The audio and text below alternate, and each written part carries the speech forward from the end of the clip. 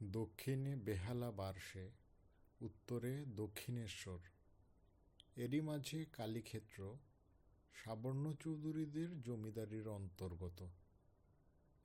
মানসিংহ যখন বাংলার সুবেদার হয়ে আসেন, তখন তারই সুপারিশে সাবর্ণ চৌধুরীদের পূর্বপুরুষ লক্ষ্মীকান্ত গাঙ্গুলি আকবর বাদশার কাছ থেকেই জমিদারি পেয়েছিলেন, আর তার সঙ্গে পেয়েছিলেন মজুমদার উপাধি।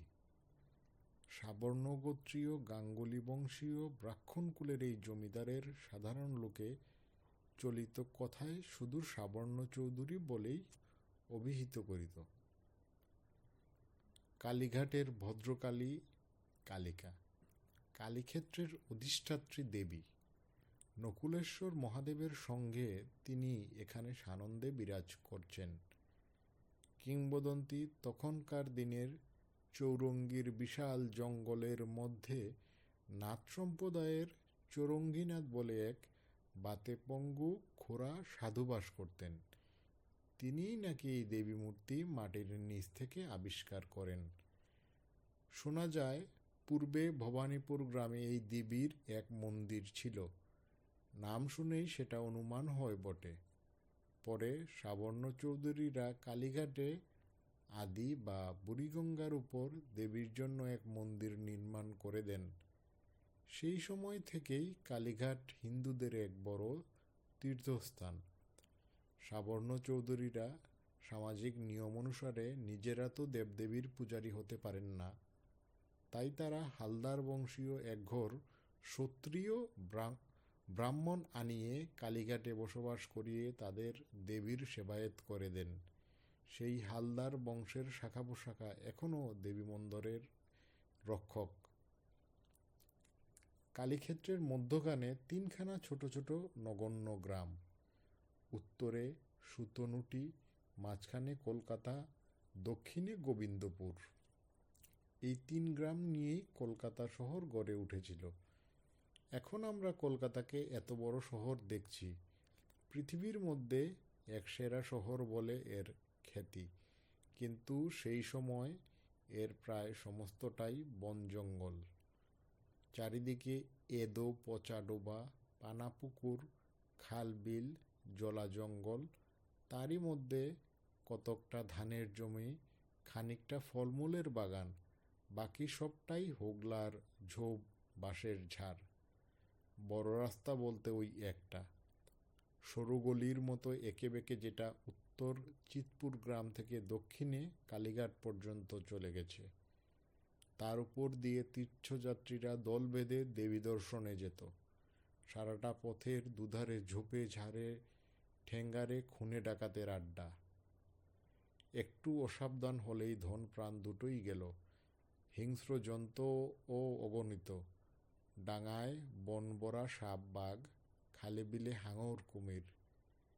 একটা ছোট রাস্তাও ছিল, সেটা লালদিঘি থেকে শুরু হয়ে একেবারে চলে গেছে পূর্বের দিকে সেই সল্টলেক পর্যন্ত। এখন যেটাকে আমরা বলি ধাপার মাঠ। এই রাস্তার উপর দিয়ে আশেপাশের গ্রাম্য লোকেরা জিনিসপত্র মাথায় করে গঙ্গার কাছ বরাবর আসত। ওপারের শালকে থেকে ব্যাপারীরা বেসাতি নিয়ে গঙ্গা পেরিয়ে এপারে এসে বসত। তাদের সঙ্গে বেচাকেনার কাজ সাঙ্গ করে এপারের লোকেরা একেবারে গঙ্গা স্নান সেরে বাড়ি ফিরত। লালদিঘির পশ্চিম পারে সাবর্ণ চৌধুরীদের কাচারি। সমস্ত গ্রাম জুড়ে ওই একটি মাত্র পাকা বাড়ি, আর গোটা কয়েক বাড়ি যা এদিক ওদিক ছড়িয়ে ছিল, সেগুলোর মাটির দেয়াল খড়ের ছাউনি। গঙ্গার পশ্চিম কূল বারাণসীর সমতুল্য, সেই দিকেই যত ভদ্রলোকের বাস। গঙ্গার পূর্বকূল তখন বনবাঁধার সুন্দরবনেরই এক অংশ। এই অঞ্চলের ভদ্রলোকের বাস নেই বললেই চলে। যাদের আমরা অবজ্ঞাভরে ছোটলোক বলে থাকি, অর্থাৎ যারা হাতের কাজ করে দিন গুজরান করে, তারাই এখানে বেশিরভাগ। আর আছে অন্যান্য কারবারি সম্প্রদায়ের কিছু কিছু। আর যাদের নইলে দিন চলে না, যেমন ধোপানাপিত ও একঘর গোসাই পুরুত। কলকাতার বিভিন্ন পাড়ার নাম আজও এই আদিম বাসিন্দাদের সাক্ষী হয়ে আছে। যেমন আহিরিটোলা, কলুটোলা, জেলেটোলা, কুমারীটোলা, শাঁখারীটোলা, পটুয়াটোলা, কসাইটোলা, ডুমটোলা, ব্যাপারীটোলা, কপালীটোলা, চাষাধোপাপাড়া, নিকাশিপাড়া, দর্জিপাড়া, ছুতোপাড়া, মুচিপাড়া, হাড়িপাড়া, দুলেপাড়া, সুরিপাড়া, কাশারিপাড়া, যুগিপাড়া, কামারডাঙ্গা, তাঁতিবাগান, নাথবাগান ইত্যাদি। ভদ্র জনপদ গ্রামের মতো। বামুনপাড়া, কায়েতপাড়া, বদ্যিপাড়া ওইসব এই অঞ্চলে শুনতে পাওয়া যায় না। যারা খানিকটা মাথার কাজ করতে পারতেন, অর্থাৎ যারা তখনকার দিনে ফার্নিওবিশ ছিলেন, যারা এই ধাপপাড়া গোবিন্দপুরে কিসের লোভে আসতেন, তাদের স্থান ছিল রাজধানীতে, প্রথমে রাজমহলে, পরে ঢাকায়, আর সবশেষে মুর্শিদাবাদে। এদের কেউ কেউ কাজ পেতেন নবাবের দপ্তরে, বেশিরভাগ বড় বড় জমিদারদের সেরেস্তায়। ইংরেজরা কি করে যে এইসব জঙ্গল কাটিয়া, ডুবা বুঝিয়া, জলা সাফ করিয়া, রাস্তাঘাট বানিয়ে কলকাতা শহরের গোড়াপত্তন করেছিলেন, কি করে যে ধীরে ধীরে তার শ্রীবৃদ্ধি করেছিলেন, তার ইতিহাস বড় বড় রাজ্য জয়ের ইতিহাসের চেয়ে কোনো অংশে কিছুমাত্র কম যায় না। কি দুর্দম্য অধ্যবসায়ের কষ্টকে একেবারে তুচ্ছ জ্ঞান করার, মৃত্যুকে একটু বিচলিত না হওয়ার কাহিনী এই শহরের অতীতের গর্বে লুকানো আছে। তার সব কথা আজকের দিনে খুলে বলতে গেলে হয়তো তাতে কারোই বিশ্বাস হবে না, মনে হবে যেন স্রেফ গালগপ্প। সকালে যে লোককে দিব্যি জলজন্ত দেখে আসা গেল, সন্ধ্যার সময় তাকে কাঁধে করে গরুস্থানে নিয়ে যাওয়ার ডাক পড়ল। সন্ধেবেলায় যার সঙ্গে একত্রে খেয়ে দিয়ে আমোদ প্রমোদ করে আসা গেল, তারই কবরে মাটি দিয়ে ভোররাতে ফিরতে হলো। তবুও অদম্য উৎসাহে, তবুও কর্মে বিরাম নেই, তবু বলে এগিয়ে চলো, এগিয়ে চলো। নগণ্য গ্রাম হলেও ইংরেজ এখানে আসার পূর্বে পীঠস্থানের কাছে বলে কলকাতার একটু খ্যাতি ছিল। বাংলায় লেখা দুটো পুরানো পুঁথিতে কলকাতার উল্লেখ আছে। প্রথম পুঁথিটি বিপ্রদাস পিল্ললাইয়ের মনসামঙ্গল, আর দ্বিতীয়টি বিখ্যাত মুকুন্দরাম চক্রবর্তীর চণ্ডীমহল। বিপ্রদাসের কাব্য ইংরেজি 1495 কি 1496 সালে রচিত, কিন্তু তার যে অংশে কলকাতার সংবাদ দেওয়া আছে সেটাকে অনেক পণ্ডিত প্রক্ষিপ্ত বলে মনে করেন। তবু আমার মনে হয় যিনি এটি প্রক্ষেপ করেছিলেন তিনি বিপ্রদাসের মতো অত প্রাচীন না হলেও আমাদের সঙ্গে তুলনায় নিতান্ত অর্বাচীন নয়।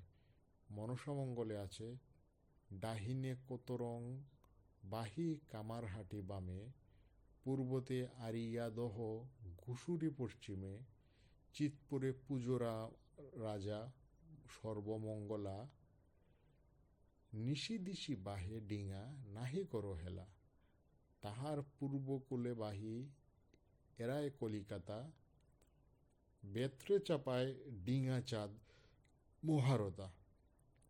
কবি কলঙ্ক মুকুন্দরামের চণ্ডীকাব্য 1574 থেকে 1604 সালের মধ্যে লিখা। মুকুন্দরাম লিখেছেন, তরায় চলিল তরি তিলেক না রয়, চিতপুর শালিখা এড়াইয়া যায়, কলিকাতা এড়াইয়া বেনিয়ায় বালা, বেতে রেতে উতরিল অবসান বেলা। এছাড়া আকবর বাদশার প্রধান মন্ত্রী আবুল ফজল আইনি আকবরীতে কলকাতার উল্লেখ আছে। তাতে বলা আছে, কলকাতা সাতগ্রা বা সপ্তগ্রাম সরকারের অন্তর্ভুক্ত। ইংরেজদের আসবার অনেক পূর্বে ইউরোপ থেকে পর্তুগিজরা প্রথমে এদেশে বাণিজ্য করতে এসেছিলেন। বাংলায় এদের প্রধান আস্তানা ছিল চাটগা। সেইখান থেকে তারা প্রায় সারা পূর্ববঙ্গ ছড়িয়ে ছিটিয়ে পড়েছিলেন। যুদ্ধবিদ্যায় পারদর্শী বলে এদের অনেকেই পূর্বদেশের ছোট বড় অনেক জমিদার ভূঁইয়ার সৈন্যদলে সেনাপতির চাকরি পেয়ে গিয়েছিলেন। যেমন সর্বত্র হয়, ব্যবসায়ীদের পিছনে পিছনে অনেক নিকৃষ্ট লোকে ভাগ্য ফেরার জন্য আসতে আরম্ভ করল। আবার সেই সব পর্তুগিজ খ্রিস্টান সাধু সন্ন্যাসীদের দলও বড় কম আসেনি। নিম্ন শ্রেণীর পর্তুগিজদের প্রধান কাজ ছিল বোম্বেটেগিরি, আর তারই সঙ্গে দেশের লোকদের ধরে কৃতদাস করে বিদেশে চালান দেওয়া।